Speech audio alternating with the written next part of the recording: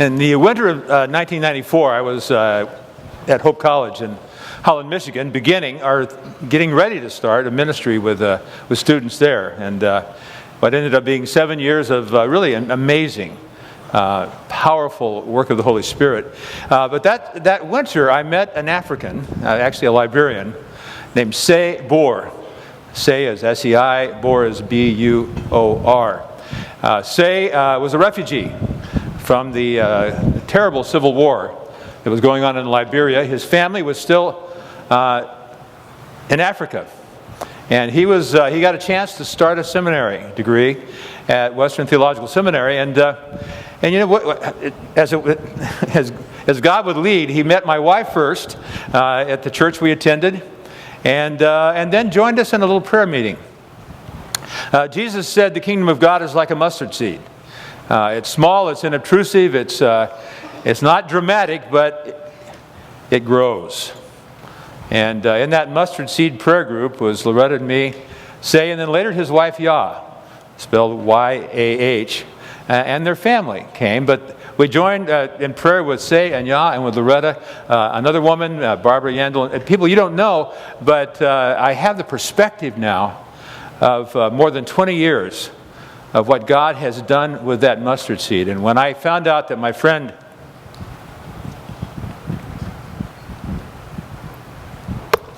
doggone it, I always cry. My friend was going to be here.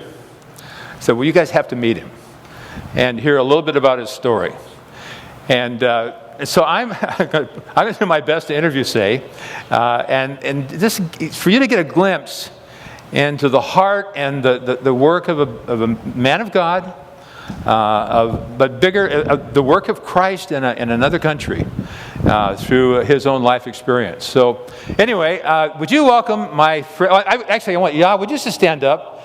She's not real tall, but you can see her. There she is. Yeah. But Sei, would you come on up and let's see if we can talk a bit and share a bit of your life and what God's doing.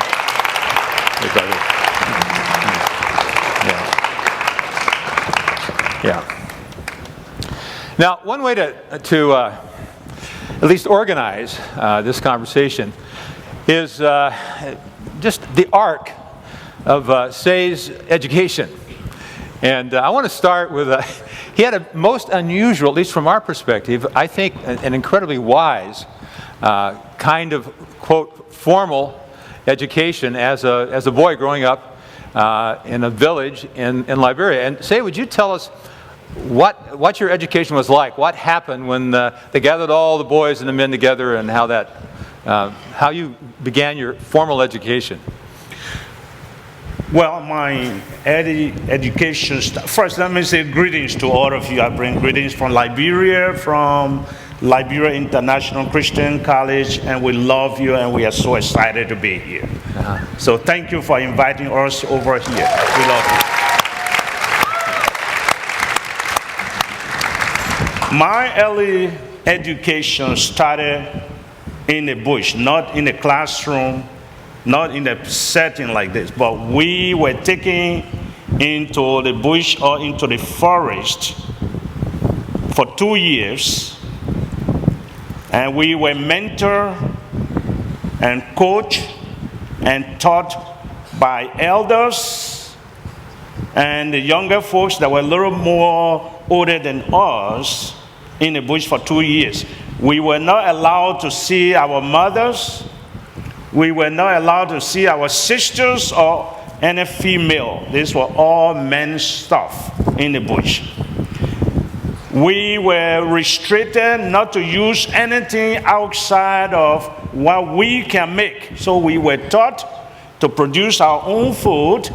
At least the first couple of weeks we have food coming in, but other than that, we were supposed to produce our own food. We were supposed to make our own clothing. And we were supposed to even make our own shoes and the shelters where we would sleep. And our classes were under the trees all over in the bushes, teaching all different lessons. That's how it started. Did you do any hunting and fishing and stuff like that? Yes, we were taught almost everything about surviving in our environment. We were taught fishing, we were taught hunting, we were taught how to set, traps, and we were even taught about marriage. When we get married, how we would care for our wives and our children. We were taught all of this, but we were also taught how to fight. How many of you know how to fight? We were taught how to fight. We were taught recreation, mostly about wrestling and dancing in the night under the moon. When the moon is shining, we didn't have electricity, we didn't have running water, so it was a moonshine that we come out, and we have prepared a little place in the forest there, and where we did wrestling and dancing and singing and all of this stuff. We learned everything there for 2 years. And when did you start this? Well, I started it when I was at age 7. So I spent 8 and 9. My 8 and 9 birthdays were all spent in the classroom in the forest. It's amazing. By the way, do you hear is the fan making a sound that I'm just picking up, or is that just something I hear back there? Huh? It's fine. Okay, good. Okay. Good. So that's how you started your education. Now later on, you get into some formal schools, but your faith. What did you have a faith as a 7-year-old, an 8-year-old? No, I didn't believe in God. I believe what my parents and other generations have believed in the past. We were told, or our people believe in a divine being, that he created the world and created us. But according to that belief, we were not near this creator that has created the earth. So our parents, who have gone ahead of us, who have died and gone ahead of us, they were closer to the divine being, and they had that relationship. And they also have relationship with those of us that will stay behind, stay alive. So we have people who are died, we call them the living dead, who listen to the divine beings. And so if we wanted blessings from the divine being, we don't go direct. We have to go through our living dead that are made out of great-grandparents, grandmothers, others who have died and gone ahead. So we appeal to them. So every time on the farm, if we wanted to start farming, which was mostly subsistence farming, our father or the head of the household will make a little sacrifice, maybe chicken sacrifice, and then with that sacrifice, we appeal to our living dead to help us, bless us, to protect us when we are falling trees, when we are making farm, because it was all manually done. So that's how we relate to the divine being. Now you went on to school, and I mean in a more what we would recognize as a school later on, and so Yeah. you're a student, and you're walking. How far did you walk to school? Well, I think it was probably like 7 to 10 miles, one way. So we leave home like 5:30 in the morning. We have sometimes we would take our clothes, our short pants and a T-shirt that my parents bought for me. We wrap it up in a plastic paper. Because the road was also dusty, it was just unpaved road. And then when we leave by 5:30, by the time we're getting closer to where the elementary school is, and then we will go down the little creek, and then we will wash our feet and wash our hands and put on our clothes, and then get to the school. And when you leave school, you come closer to that creek, you also take it off so that they don't get dirty. And then we keep doing that back and forth, throughout. Now, what happened if you were late? Oh boy, that's that's the last thing you want to do. When you get late, regardless of how far you live, the principal of the school will spank you. And it was those days of the whip or stick or switch where they can spank you, very, very hard. Sometimes they give you 10 on your bottom, and something like that. And your parents don't say a thing about it. In fact, even if the principal of the school even comes to your village, which he did occasionally, he comes to your village and you were not studying and you were hanging around, you also get into trouble and you can get spanked the next time you go to school. So those things happen, but it was a real good discipline as well. Well, speaking of that, actually I forgot to ask you about, he was also taught in the bush that 2 years, guys, 7 to 9, you don't see your mom, you don't see your sisters. Yeah. But 2 years in the bush, you're taught how to shake hands. Now, if if I shook hands this way, if I was shaking hands what like would this what would with happen Ben, you know, you see his hair with all the gray hair, all of that. If I was shaking hands with you and looking direct in your face, I would be in a big trouble. Yeah. Because that's a sign of disrespect to an elder. So to do the right shake hands, I have to do this way. And then he will say, you are a good boy, you are well trained by your people. Okay. Well, and if I were the elder, I could spank you, you know, for that whole thing. Yeah. But the thing is, isn't it odd, you know, cultures, in our culture, if you look down, it probably, you think, well, the guy's lying. Yeah. You know, he's deceptive. Yeah. And if you look him in the eye, which I was taught, but it's just the reverse. Yeah, it took me a while when I came to America, especially so calling people by their first name. You know, one of my mentors in Holland, Michigan was Dr. Van Wallen, who was the president of Hope College. And this man is in his 80s. But then, you know, he wanted me to call him Gordon. And I said, whoa, how can I do that? You know, so here, people call Sei. When I'm in Liberia, nobody calls me Sei. Even my sisters, I serve as a president of a small college, nobody called that name. If you even get there and say, who is Sei, they won't even know me. Now, you met Jesus through one of his servants while you were in that school walking, you know, 10 plus miles a day round trip. And just tell us a bit about how you came to the Lord. Well, after I completed my elementary school and then up to junior high, we were supposed to go to high school that is called Central High School. It's one of its kind built in a county, about 68 to probably close to, you know, 200 or 300,000 people, and they have one school, and you all have to sit for the entrance, and when you pass, it's like, boy, you're ready to go. So I had the opportunity to pass the test and enter this Central High School. But as it was approaching for me to finish high school, then it dawned on me about the purpose of life, specifically the purpose of my life. Where am I going from here? What would I do with my life? That question started coming in my mind, and it was becoming a little more troubling for me that I'm about to graduate from high school, but I don't know where I'm going and what I'm going to do with my life. Do I go back to the village or where else? And it was in the midst of that confusion in my life that I came across a man who was attending a Bible college nearby, but he comes to this city on a weekend to evangelize.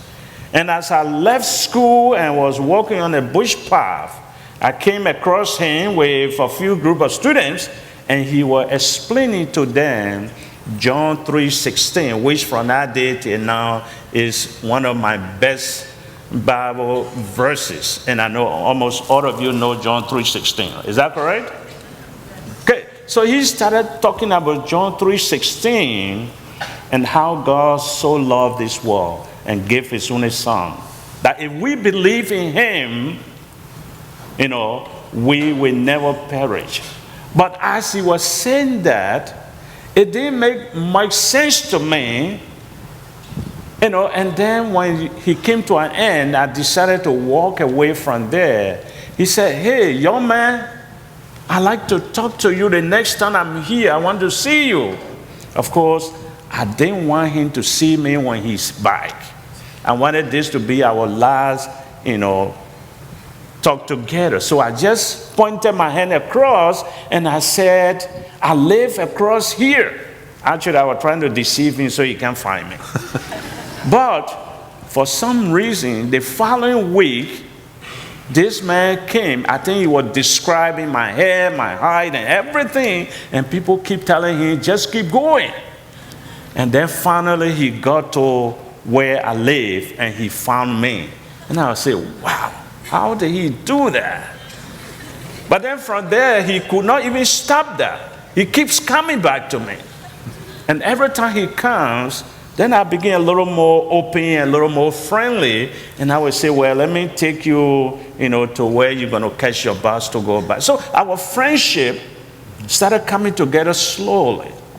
And then after probably a month or two, as I walking back, he stopped and looked at me and said, Sei, is there any reason that you don't want to accept Jesus in your life?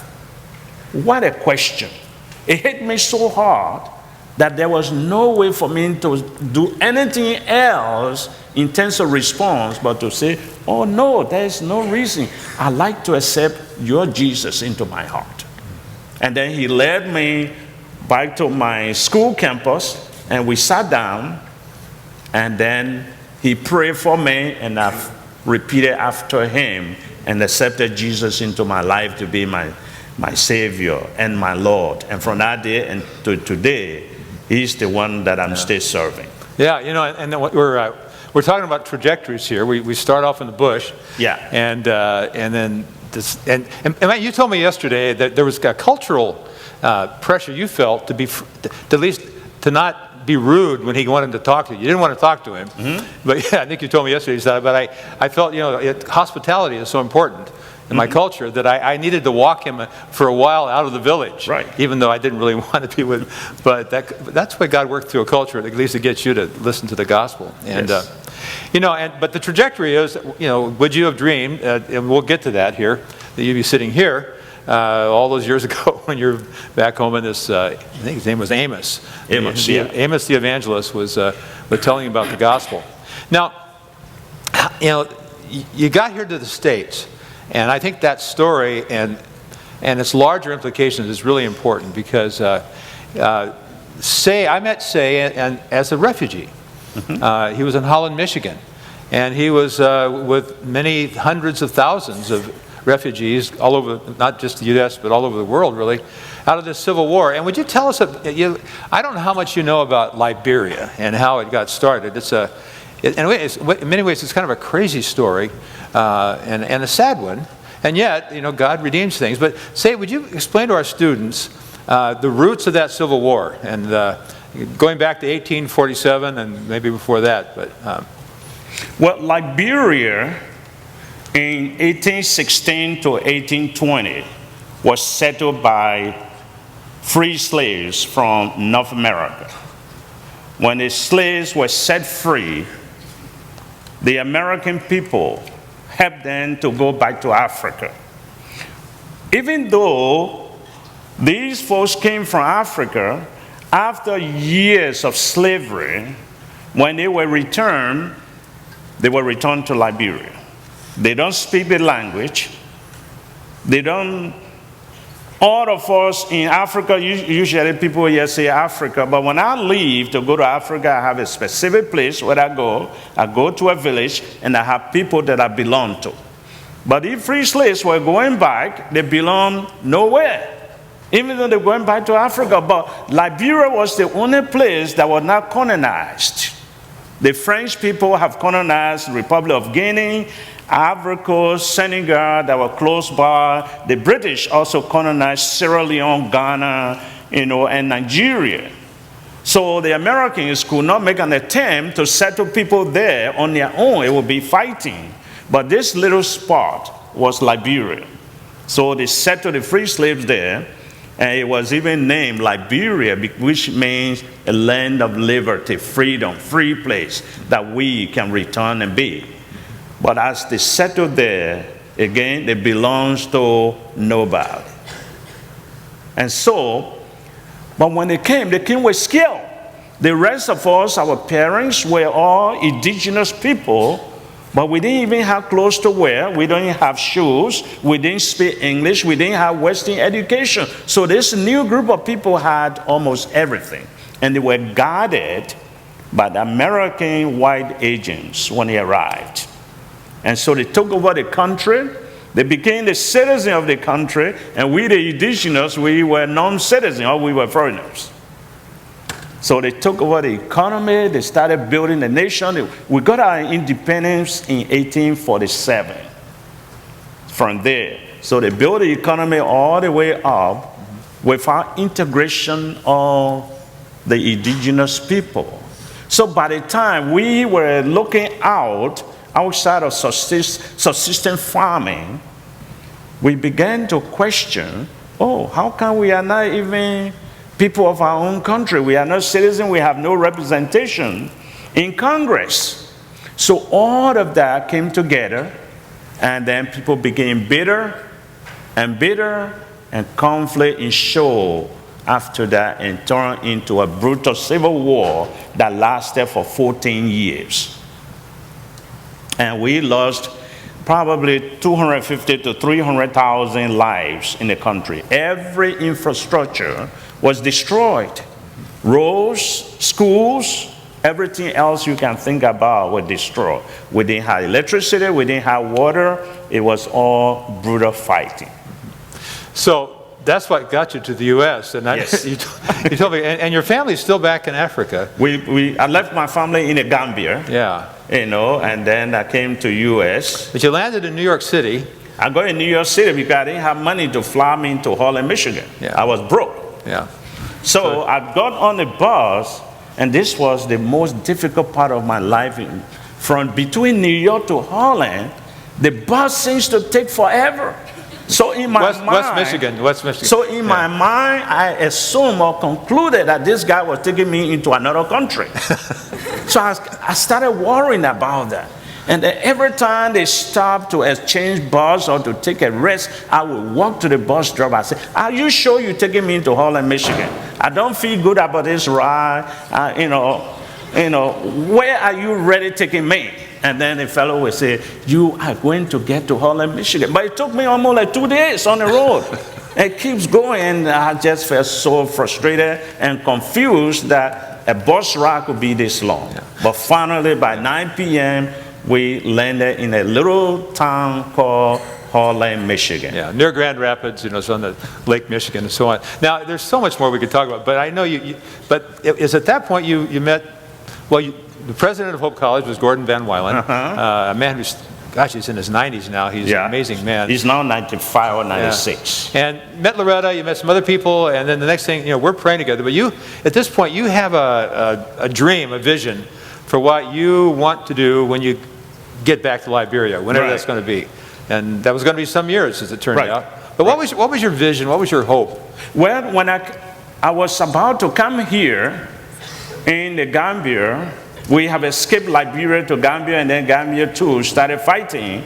They overthrew their government. And then I started praying, "God, if you take me into America, I like to serve as a pastor. I want to be trained to come back and serve as an effective pastor, and then lead your people to the Lord."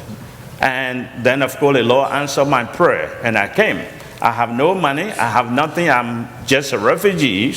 And my wife and I over there, the only thing we could do, go and pick some blueberries from the farms. Holland's got a lot of blueberry farms. Yeah, but then I met with Ben and Loretta in a prayer meeting. I said, "Ben, I am here to be a pastor, but I also want to help to build a university in my country." I mean, think of it. I didn't have money, but I believed in God. I trusted that God was going to take me. If He has taken me as a refugee throughout to enter America, I was no longer going to be here as a refugee, but I'm going to be here as a direct ambassador for Christ, so that when I leave, I want to establish or help to establish a university in Liberia. Now, to be honest with you, I believe God can do anything. Yes. That's a formal theological conviction I have. But when this man told me he wants to go back to his country, and he's just starting seminary, okay? Mm-hmm. And I'm thinking, and he's thinking PhD, he's thinking university. I'm thinking, that's crazy. Yeah. But No, I believe God can do anything, but I'm thinking, well, we'll see. Say, there's so much to tell you about what happened, but I'd like you to just say a little bit about, he goes through seminary, Western Seminary. He's learning how to read, textbooks and PhD level things, and then he gets. Tell him how you got into the University of Loyola University in Chicago. Well, while I'm going through the seminary, I applied to get a work permit from the immigration, and they wrote me back and denied me and said just continue with school. And I said, but how do I do that? How do I go further? The Americans read fast. I don't know how to read fast. I mean, how do I do that? And then, behold, I've been in Bible college. How am I going to go further? Then I said, well, let me look for Trinity where they can teach the Bible, because I knew the Bible a little bit better. And then I'm talking to Dr. Gordon Van Wally. I said, first of all, I have a heavy accent because I went to a church when they say hi and I say hello. And they say, oh, you sound so great. Where are you from? And I said, Liberia. And they say, where is that? I said, how am I supposed to explain to you when I've said Liberia? And then, it was time for me to go do PhD, and I said to Gordon, I said, no, it's not going to work. I don't read fast, and I'm not sure about my ability to do PhD in America. And Gordon looked at me, he listened to me, he said, I understand you well. You are a bright student, you are good. I'm going to do the recommendation for you. I want you to apply to any good university here. And that's how I applied to several universities, and Loyola responded first.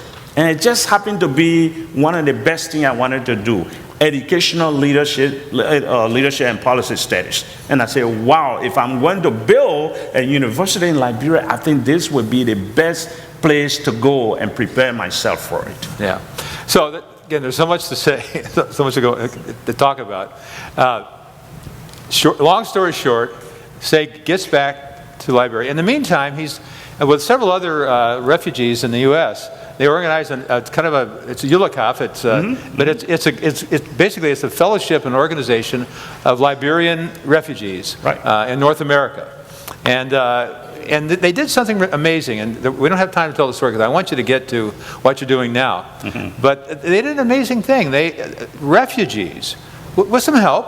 Yeah. But basically, usually you think of European and North American Christians funding a university, But this is an amazing thing. LICC, Liberian International Christian College and University, has been mostly funded and developed by Liberians. Right.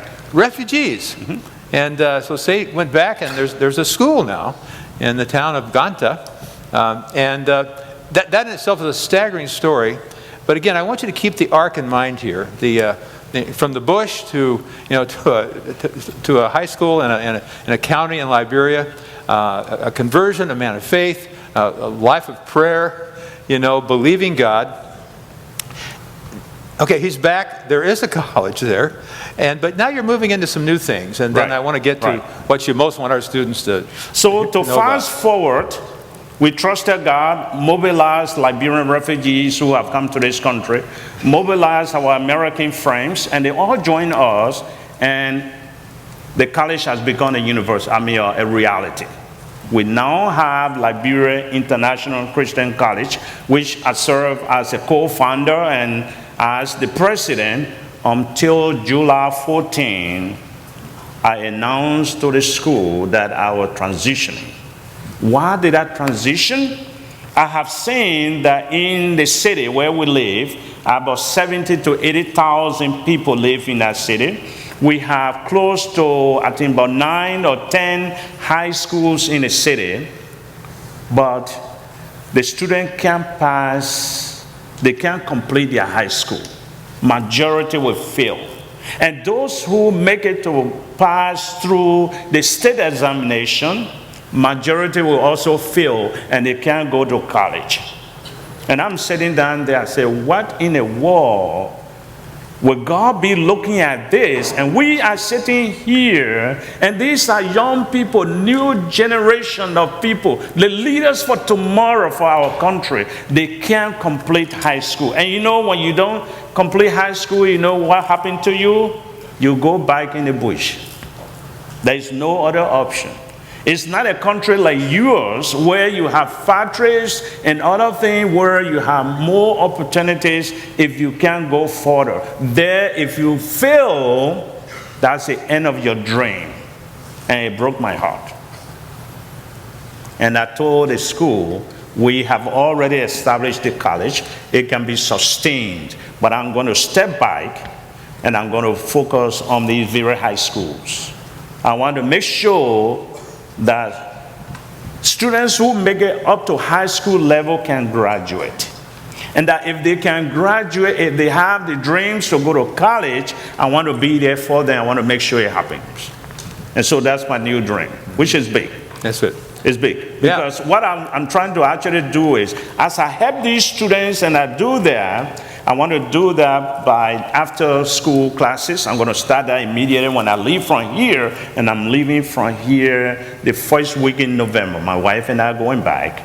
But also, when I do the after school program and see it, I also want to help start a preparatory high school, which will be a quality academic environment to prepare students in 3 areas, in 3 core areas. That would be math, that would be science, and that would be English. The 3 areas. And I'm going to identify and sort out facilitators among the various faculty in this city, and we're going to focus on that. Yeah. And the second part of that is that hopefully we will begin to see education reform in Liberia, starting with this. Because the college is already drawing attention nationally. The president of Liberia, who is President Sei and Yah, she was also a refugee here with us in America and went to Harvard, and she went back and became president. Right. She has visited us 2 times. And the first time she entered there, we just had 1 building. She pledged national budget support to the school. Right. So now we get $65,000 every year out of the national budget. Yeah. And we got about a minute to go. Oh, perfect. Well, no, it's perfect. No, it's perfect because there was one thing you want to, if there's a message in all this, what is it? Couple of things. And you got a minute. You got 1 minute. 1 minute, One, I want all of you to look at yourself as God is looking at you.